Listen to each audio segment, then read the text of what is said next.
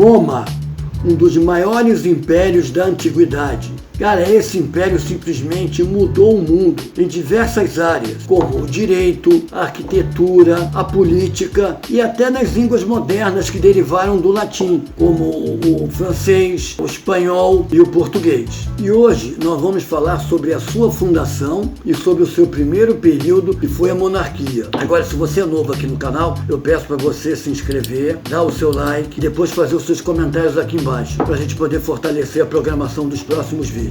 Nós temos duas narrativas sobre esse início do Império Romano. Os romanos falavam que o deus Marte, que era o deus da guerra deles, tinha tido um relacionamento com uma mulher aqui da Terra.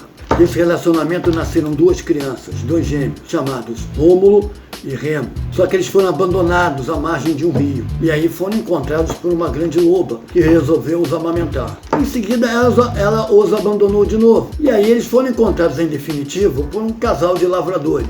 Esse casal de lavradores, eles criaram os dois até mais ou menos a adolescência, quando eles caíram no mundo. Aí eles fundaram uma cidade que deram o nome de Roma. Só que aí eles se desentenderam e Rômulo matou Remo. E Rômulo acabou sendo o primeiro rei de Roma. Lenda ou verdade? Os dois. Realmente Rômulo foi o primeiro rei de Roma. Os historiadores dizem que na região central da Península Itálica, em torno do século 8 a.C., viviam três povos: os etruscos, os italiocas, na qual os latinos faziam parte, e os gregos, que tinham fundado diversas colônias por ali. Aí, em torno de 753 a.C., os latinos, por algum motivo, se juntaram, as aldeias deles que estavam espalhadas se juntaram e formaram uma cidade na qual eles deram o nome de Roma. A partir daqui, a história do Império Romano foi dividida em três períodos. A monarquia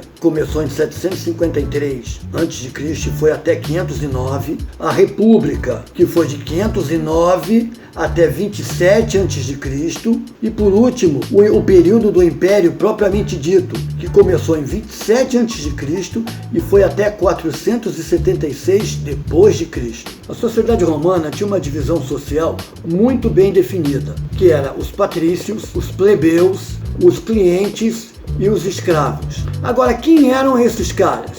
Os patrícios, eles eram os aristocratas, donos de todas as terras produtivas. Só eles detinham todos os direitos políticos para poder comandar o Senado, que já existia nesse primeiro momento e foi até o final do Império. Era realmente uma grande instituição o Senado romano. Segundo, na divisão social romana de importância, era os plebeus. Eles eram todos os homens livres da cidade, mas que não tinham terra. O que eles faziam? Geralmente eles eram os comerciantes, eles eram ferreiros, eram lavradores, eram artesãos, e eles também não tinham nenhum direito político, nenhum, não podiam exercer nenhum cargo. E tinha uma curiosidade também, que eles não podiam casar com ninguém dos patrícios. Os clientes, quem eram eles? Eles eram uma espécie de uma classe intermediária entre os plebeus e os patrícios. O que eles faziam? Eles prestavam todos os tipos de serviço para os patrícios. Eram muito bem remunerados por eles e eram também muito protegidos. Eles não tinham nenhum tipo de direitos políticos. Só serviam para prestar serviço para os patrícios. E por último, os escravos. Eles eram os estrangeiros capturados em guerra. E também nesse primeiro momento da sociedade romana tinha uma curiosidade, que era o seguinte: se você contraísse uma dívida com uma família patrícia ou dos plebeus, se você não pagasse essa dívida, você poderia virar escravo. E aí você ia ficar trabalhando como escravo até que a família falasse: olha só, não, tudo bem, você já pagou minha dívida, aí você já está livre. Era muito doido, porque você virava um escravo por causa de uma dívida em dinheiro. E a escravidão nessa época não tinha o mesmo sentido que na época da República ou na época do Império. Os escravos eram bem menos numerosos nos outros períodos romanos. Só para vocês saberem, essa divisão social durou em toda a história do Império Romano. Foi de cabo a rabo, desde o primeiro período da monarquia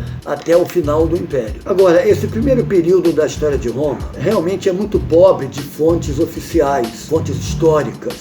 Sabemos muito pouco. O que é certo, o que nós sabemos é que Roma, nesse primeiro período, teve 7 reis, 4 latinos e 3 etruscos. Por que esses 3 últimos reis foram etruscos? Bom, não se sabe por quê, mas em algum momento do século 6 a.C., eles invadiram e dominaram Roma. Até que no primeiro momento, em termos de comércio, foi legal para a cidade. Agora, politicamente falando, foi terrível, porque havia conflitos entre o povo e os reis o tempo inteiro. E aí, em 509 a.C., o Senado resolveu acabar com isso. Eles derrubaram o último rei etrusco, de nome Tarquínio o Soberbo, e tomaram o poder para si. A partir daí, Roma começa um período longo da sua história, chamada a República.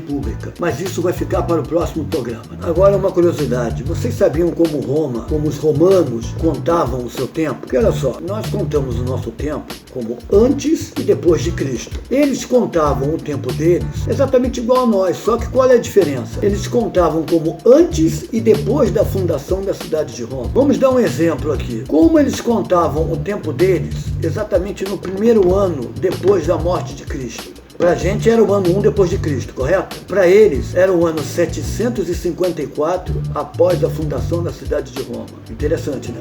Você gosta de ler? E se eu te dissesse que em 12 minutos diários você poderia absorver todo o conteúdo dos maiores autores e dos melhores best-sellers do mundo? Em 12 minutos por dia, em qualquer lugar que você estiver, acelere todo o seu conhecimento e aprendizado em cima das grandes obras e dos maiores best-sellers, em áudio ou texto. Se você quer conhecer essa plataforma e saber exatamente o que é isso, clique no link aqui embaixo do descritivo do meu canal para você poder saber o que é isso, tá? Você gostou do tema do vídeo de hoje? Então se inscreva no nosso canal, ative o sininho e dê o seu like para poder fortificar a gente. E não esqueça também de fazer os comentários aqui embaixo, dando as suas sugestões para os próximos programas. Então até a semana que vem.